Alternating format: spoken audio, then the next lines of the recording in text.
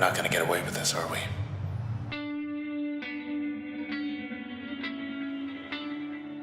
Supergiant Games found recognition with their beautiful action RPG Bastion. Adaptable narration and distinct personality define Bastion, setting up Supergiant's dedication to games with identity. Transistor is the next ARPG from Supergiant for PC and PlayStation 4, a sci-fi affair set in the futuristic Cloudbank City. With distinct sound and visuals and a unique combat system, does Transistor continue Supergiant's success? In a word, yes. Look, whatever you're thinking, do me a favor. Don't let me go. Transistor is a completely different kind of ARPG than the norm. Where a game like Diablo faces you against hordes of evil enemies to mow down, unlimited loot to collect, and a strong focus on combat and exploration, Transistor takes a different approach. Transistor is linear, with little to no exploration. There is no loot, and leveling gives you one or two choices between a handful of total abilities. Transistor is narrative driven first and foremost, and it tells its story with confidence and panache. They know we're here. You are thrust into the role of famous singer Red after a violent attack takes the life of her bodyguard. The huge blade-like weapon called a Transistor, instead of killing him, actually absorbs the unnamed bodyguard's personality and fuses him to the weapon. With Red's voice gone, her bodyguard's body lost, and a newly found Transistor in her possession, Red sets off through a city under siege by newly arrived digital creatures called Processes after the Camerata, a group responsible for everything. Transistor skimps on exposition, trusting the player to pick up the detail as they go along. Unfortunately, although the story is simple enough, it does suffer from a few holes as a result of this vague approach. Despite being occasionally confused due to a lack of information in the plot, the charisma of the characters picked up the narrative slack and adds a poignant strength to the story's ending. Interaction between mute Red and the sardonic Transistor are genuinely charming, with the disembodied bodyguard sometimes dry humour and real affection for his charge lending weight to their plight. There is tragedy too, as Red cares for her bodyguard deeply, striving to undo the damage done to him. Look at you. You're alive. Me, I'm not so sure. Red, despite having no voice, has her own distinct presence in the game. In-game, you can occasionally find terminals that deliver snippets of exposition to which Red will type a reply. It's an opportunity to give Red a direct voice that works well, especially in conjunction with the Transistor. There are also rare painted backdrops that serve as exposition or character points and show Red's expressions and emotions wonderfully. While it's not overly expressive, there are subtle ways that her feelings are conveyed, mostly in response to the Transistor's speeches. One of the more touching moments happens when Red returns to her apartment after fighting her way through hostile processes. It's strange coming here. Like this. Can't imagine what it's like for you. Well, at least Junction Jan's delivered. Mystery Jan's. Topped with stuff. Flatbread delivery still going strong. Not so bad when it's cold. Not that I know anymore. Help yourself with good. Leaving, he asks Red why she locks herself out of her own apartment. Locked yourself out? How are you gonna... Oh. Red says nothing, does nothing, the door locking isn't even animated, but we know exactly how she feels in that moment. Her resolve, her devotion, her fear. That is Transistor's triumph in characterization. It happens intermittently and it's always special.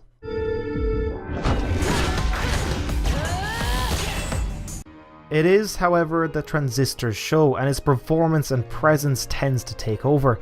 Like Bastion before, Transistor has a narrator that follows your actions. While not as comprehensive or as adaptable as Bastion's, Transistor's narrator always keeps you company. Voice actor Logan Cunningham lends an warm melancholy to the role, sometimes funny, sometimes optimistic, always regretful and tragic. His performance is spot on, really carrying the mood of the game and defining the character's interactions. The Transistor's voice is perhaps a little too dominant compared to Red, but the two do complement each other well. They think they can stop you with these process things. But you're just getting stronger. Combat is a bizarre dance between real-time ARPG action and turn-based planning, an unexpected fusion that takes a little bit of getting used to. Partly to blame for the time it takes to get comfortable with combat is the lack of a tutorial. You're dropped into the game and forced to learn how it all works as you go along. I suspect this is to mirror Red's own discovery of her new abilities granted by the Transistor, and for that purpose it works. However, with no clear explanation of UI elements or mechanics, or a real soft tutorial area, it does at times feel a little inaccessible.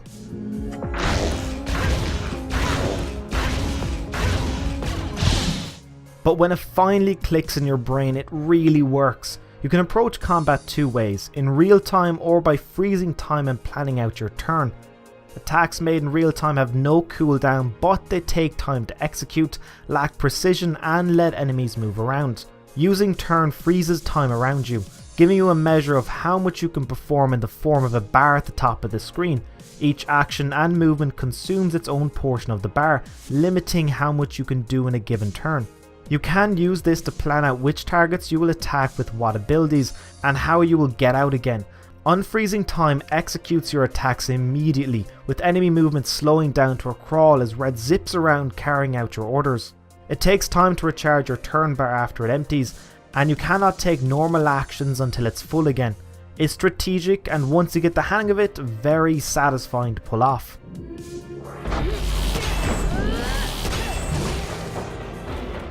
Killing an enemy doesn't mean they're dead though.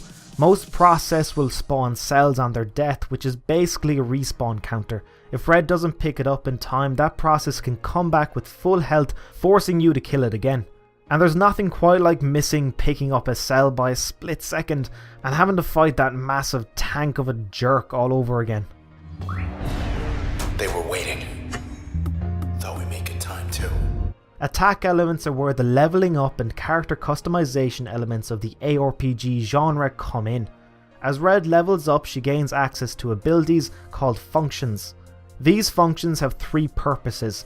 They can be placed in one of Red's 4 active slots and used as attacks, put in one of 2 upgrade slots for each active function to add an effect to that specific action function, or placed in one of 4 passive slots to give an overall bonus to everything.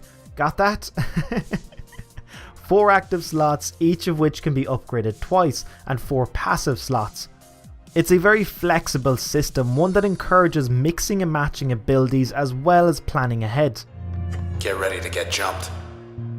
Another interesting element of leveling up is the introduction and use of limiters. These have various passive effects like giving enemies more damage or making them respawn faster. In return, you get a bonus to your XP earned after battle. The more limiters you add, the quicker you level up, but the more difficult combat will be. It's totally optional whether to use limiters or not, and which limiters to use, meaning you can completely customize combat difficulty to suit your playstyle. Losing all your health in combat isn't an immediate death sentence. Each time your health bar empties, your most expensive installed action function gets overloaded, disappearing from use. It then takes 2 visits to a new upgrade terminal to restore its functionality. As you lose more functions, you lose more attacks, and you lose more combat options. If you lose all your active functions, you die. You have to restart from the last upgrade terminal or autosave. It's a forgiving system, but one that also punishes lapse in strategy. Losing your most powerful attack just before a boss battle can be unpleasant, but since only the active function is locked off, you can still rebuild your attack lineup with new functions. That was 50 of them back there. Maybe more.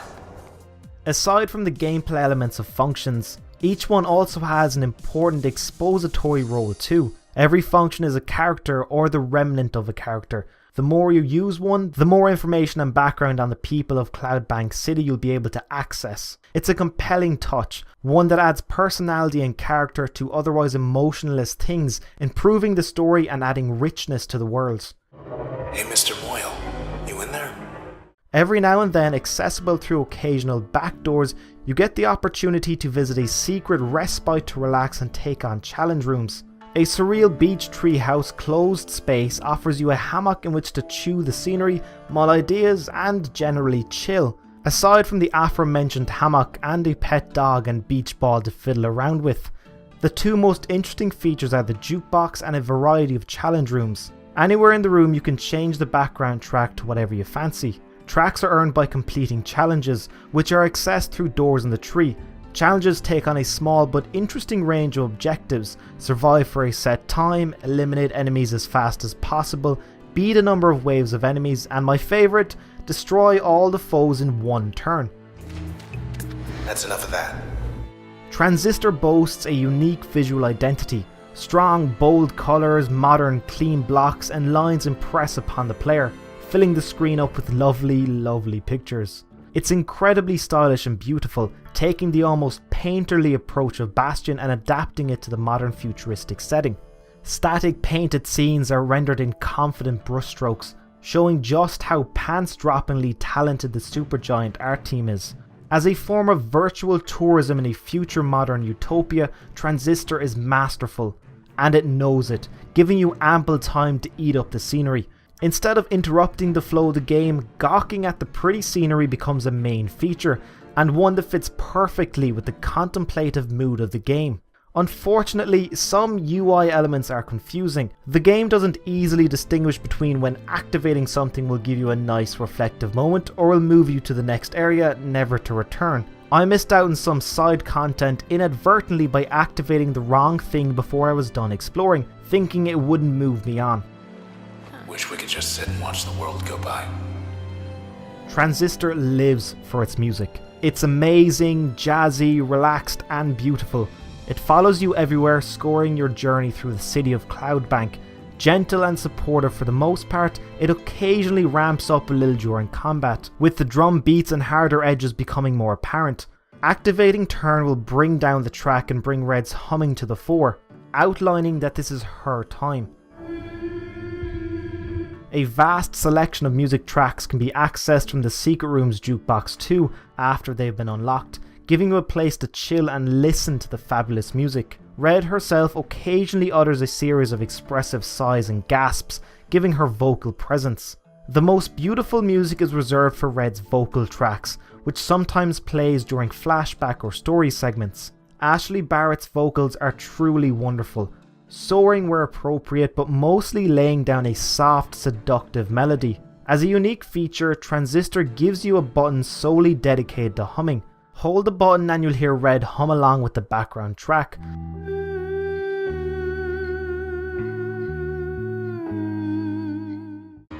Transistor is a unique experience. It tells a strong character-focused story and has a deep and flexible combat system.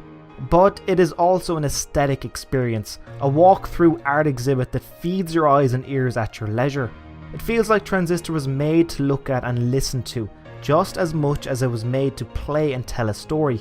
Melding these elements results in a rewarding and affecting 5 hours of playtime with a New Game Plus option to boot. Transistor is not an action-filled ARPG, despite its top-down perspective, and those that approach it as a fast-paced slash-em-up will not get all that is to be appreciated out of it. Transistor is there to be contemplated, to be considered and to be slowly consumed, and it is delicious. Overall, we give Transistor a 9.5 out of 10.